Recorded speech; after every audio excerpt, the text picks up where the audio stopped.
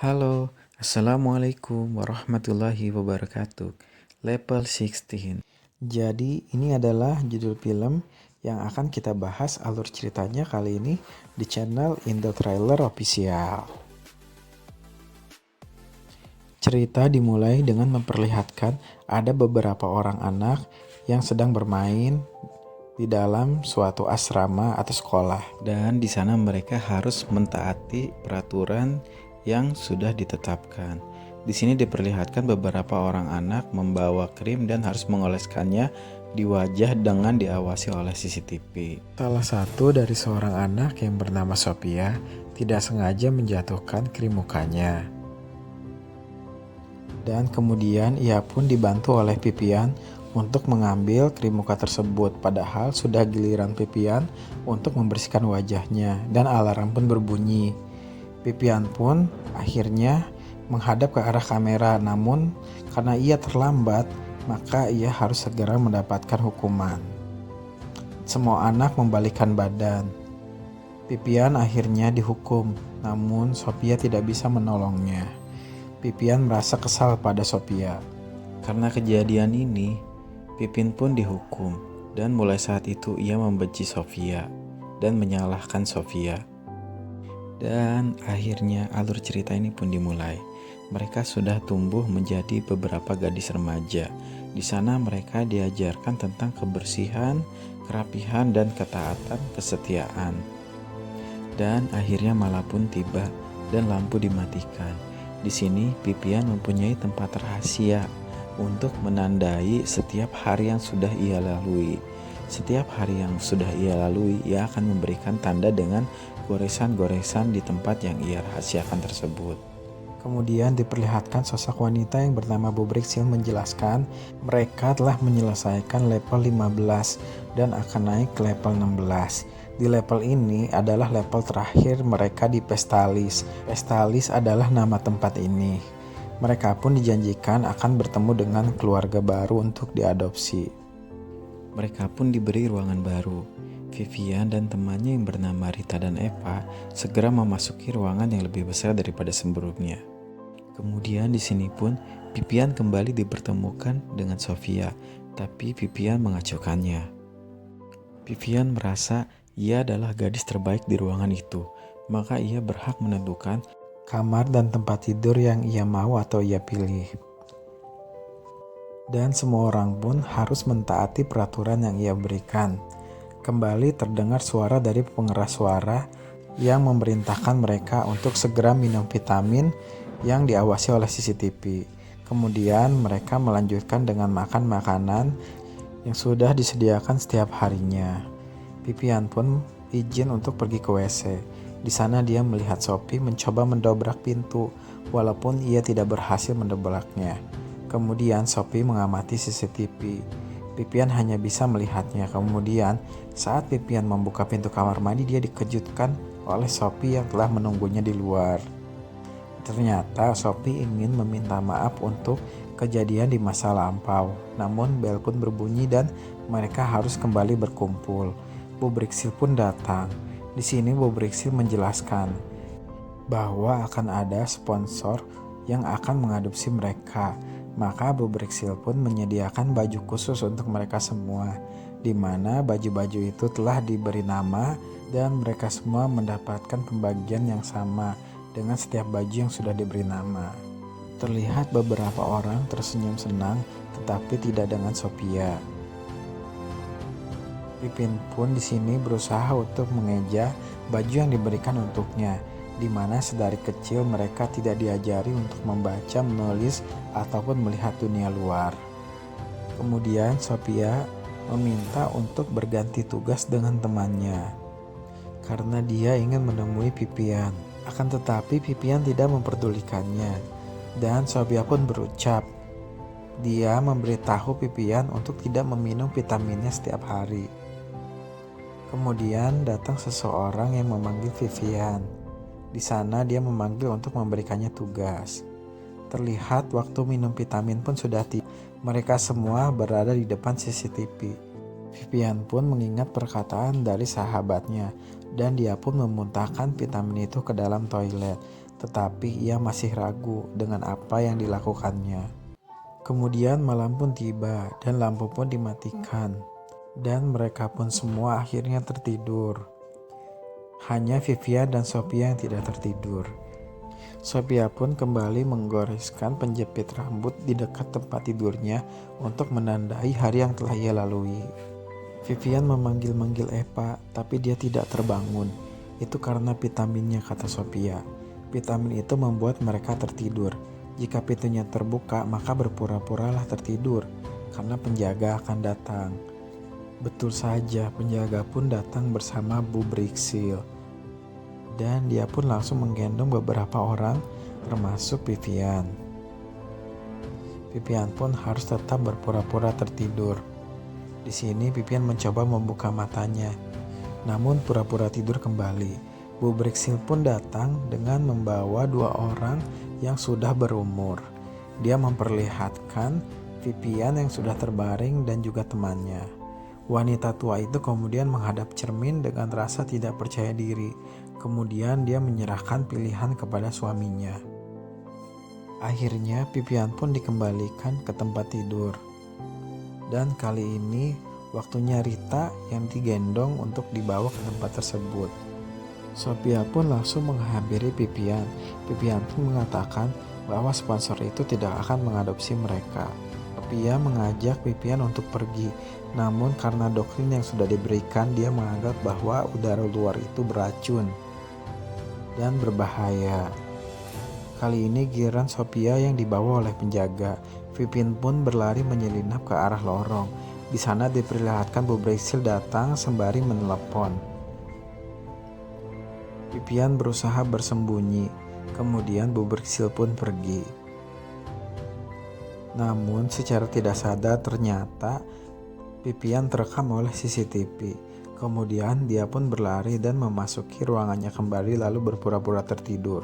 Untung saja CCTV itu tidak diawasi oleh penjaga. Sophia pun dikembalikan ke tempat tidurnya. Kamar pun akhirnya terkunci dan itulah satu-satunya kesempatan mereka untuk kabur. Di kamar mandi, Vivian pun menanyakan kepada Sophia kapan Sophia berhenti minum vitamin. Sophia mengatakan dia berhenti sejak memasuki level 13. Ternyata Vivian tidak percaya kepada Sophia dan lebih memilih peraturan yang ada di Vestalis. Dan akhirnya tibalah saatnya untuk Vivian diperiksa oleh Dr. Miro. Dr. Miro kemudian menyuntik tangan Vivian dengan sebuah vaksin. Kemudian diperlihatkan beberapa remaja yang dikumpulkan untuk menonton sebuah acara televisi yang sama yang diulang-ulang setiap hari, sampai mereka hafal dengan acara tersebut. Hanya ini yang bisa mereka tonton karena mereka tidak diperlihatkan dunia luar. Vivian dan Sophia pun saling bertatapan. Malam pun tiba. Mereka pun berbincang. Vivian mengatakan ia pernah melewati sebuah lorong yang ada CCTV, namun tidak terjadi apa-apa padanya. Kemudian, saat sedang berkumpul, terlihat salah satu remaja yang bernama Veronica kejang-kejang.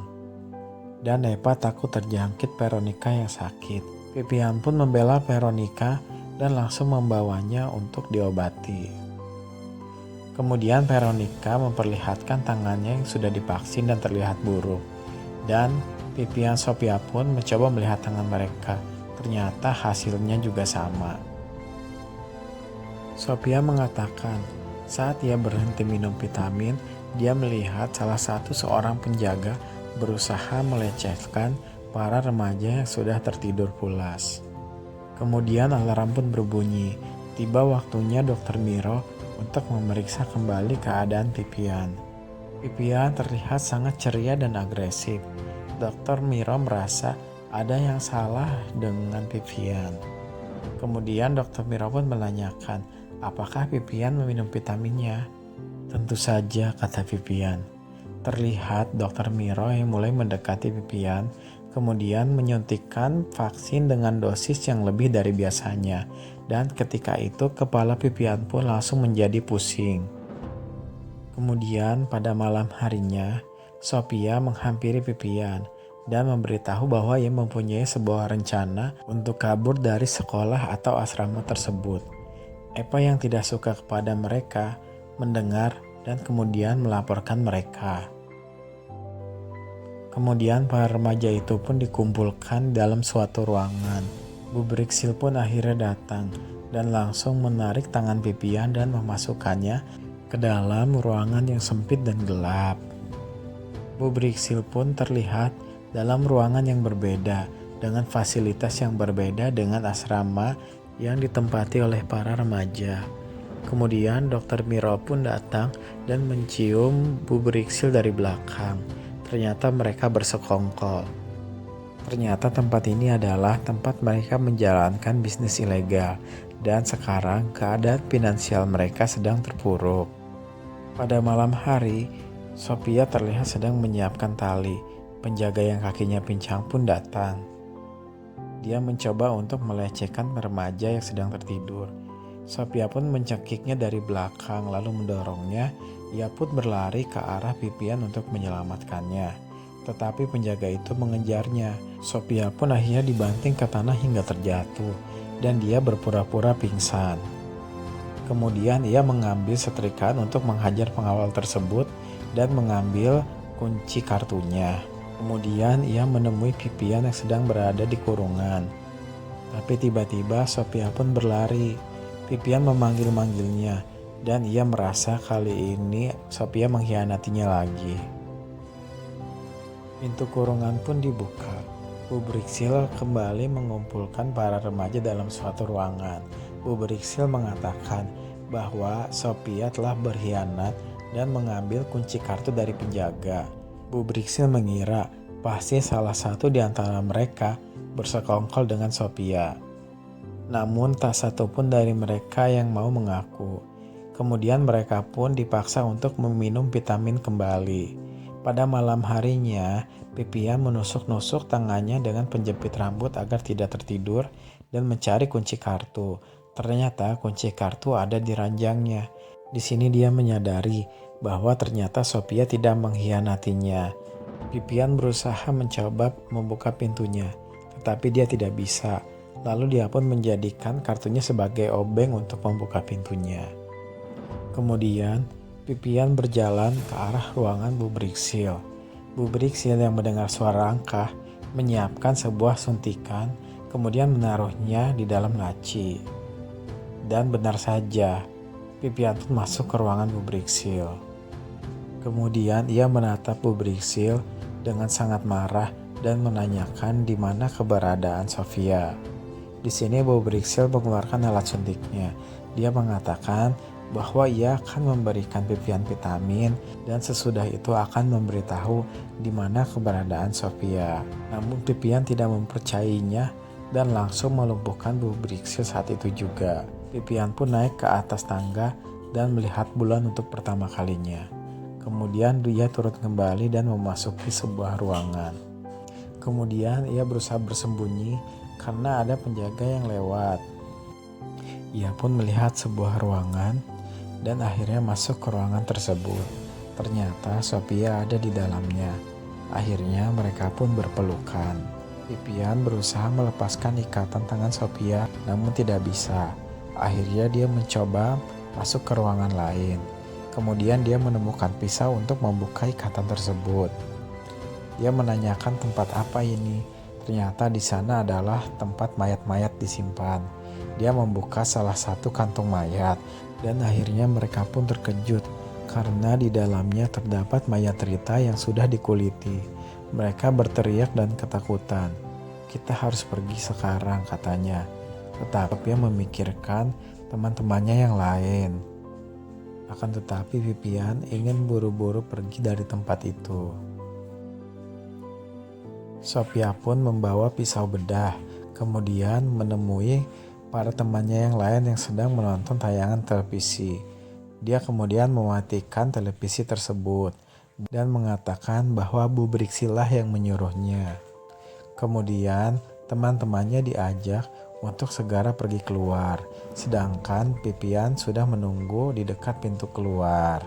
Pipian pun melihat penjaga yang berjalan ke arah Sophia. Akhirnya Pipian pun turun. Ia mendengar suara langkah kaki dan ia pun segera bersembunyi. Tetapi ia memasuki sebuah ruangan yang dimana ruang itu terdapat sebuah TV. Kemudian dia menyentuhnya. Terlihat Dr. Miro dan Bu Briksil sedang menawarkan produk kecantikan secara permanen, di mana kecantikan itu menggunakan DNA dan kulit manusia. Akhirnya Pipian menyadari bahwa sebenarnya ini bukan sekolah, melainkan sebuah peternakan manusia. Pipian pun melihat tangannya yang semakin parah. Sophia yang berusaha menjelaskan kepada teman-temannya bingung karena di antara mereka ada yang tidak percaya. Sophia meyakinkan bahwa ini adalah sebuah penjara, namun katakan harus memanggil penjaga. Kemudian Pipian pun datang dengan membawa Bu Briksil. Pipian mengatakan bahwa ini adalah sebuah peternakan manusia. Orang-orang di sini tidak akan diadopsi, mereka hanya menginginkan kulit kita. Pipian mengatakan bahwa Rita sudah meninggal, tapi Eva tetap tidak percaya dan menganggap bahwa udara luar itu beracun. Pipian melihat ada yang salah dengan wajah Bu Briksil. Kemudian mereka pun memeriksanya. Dan ternyata benar saja. Ternyata Bu Briksil adalah salah satu orang yang memakai produk kecantikan tersebut. Akhirnya teman-teman mereka pun mempercayainya. Dan di sini Bu Briksil pun akhirnya dimasukkan ke dalam penjara yang sebelumnya dipakai untuk mengurung Pipian. Mereka pun berusaha keluar melalui tangga, tapi Eva membuka pintunya dan menyalakan alarm, sehingga penjaga-penjaga itu tahu. Mereka berlari berhamburan keluar, dan penjaga itu berhasil menangkap Sophia. Teman-temannya pun lalu membantu Sophia dan memukul penjaga itu hingga penjaga itu terjatuh dan tewas seketika. Kemudian terlihat beberapa orang penjaga lainnya berusaha mengejar para remaja. Mereka pun berlari bersembunyi. Dan di sini Dr. Miro mencoba meyakinkan Pipian untuk kembali ke sekolah. Tapi Pipian tidak percaya. Pipian mengatakan telah mengetahui kebenaran yang sesungguhnya. Dr. Miro pun tetap meyakinkan Pipian dan menyuruh Pipian membuka pintunya. Pipian pun menanyakan berapa nilai wajahnya. Dr. Miro mengatakan dia telah menginvestasikan 16 tahun hidupnya untuk wajah Pipian dan ia tidak akan melepaskannya begitu saja. Kemudian Pipian pun tersenyum dan menggoreskan pisau bedah ke wajahnya. Dr. Miro pun berteriak, dia pun menjadi lemas karena apa yang ia tunggu saat ini menjadi sia-sia. Penjaga pun merasa bahwa bisnis ilegal mereka telah berakhir sampai di sini. Kemudian penjaga mengajak Dr. Miro dan menembaknya sampai mati. Tak terasa waktu pun sudah pagi. Di sini pintu didobrak. Ternyata itu adalah para polisi yang berusaha menyelamatkan mereka. Akhirnya mereka pun untuk pertama kalinya melihat matahari dan menghirup udara bebas.